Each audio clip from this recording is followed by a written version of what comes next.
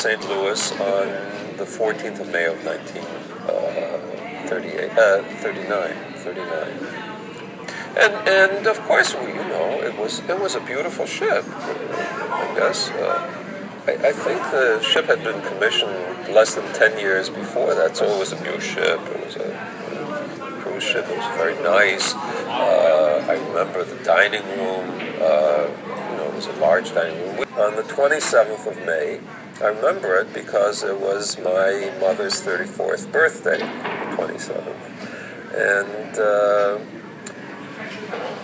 But there had been, there was some disquiet among some of the passengers.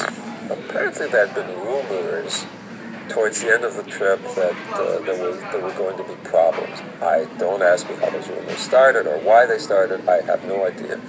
But there was a certain disquiet, and of course, children feel this. And I realized we started sailing out of Havana Harbor.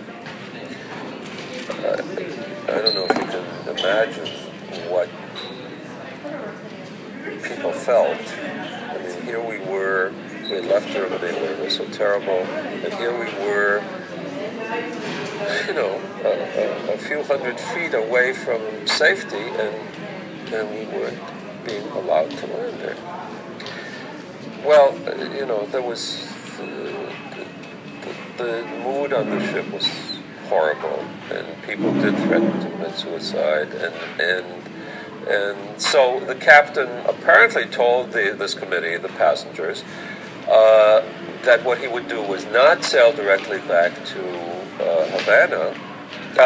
back to Hamburg, but that he would sail along the coast of Florida, and while more negotiations were going on with Cuba, so that maybe Cuba would change its mind, and we could just go back there, and also that we could make representations by telegram and so on, and to the United States government, as well as other governments in the Western Hemisphere.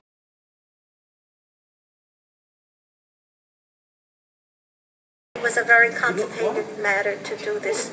First of all, the American consulates had been instructed, as we now know, not to make it too easy for Jews to enter the United States. And since the German quota for immigration into the States at that time was 25,000 per year, 25,000 people per year. And the government made no allowances, borrowing from other quotas. That was it. And we now also have found out that those quotas were never even filled, even though at that time we didn't know it. There was such an onslaught for requests that then the consulates issued numbers. First come, first served numbers, like in a delicatessen store. This was never an official announcement. It spread over Germany by word of mouth. It had a fairly low number. I have the documentation. It was in the 14,000s. That was considered a low number. By the time her sister was able to get to a consulate and get a number, they were in the 70,000s.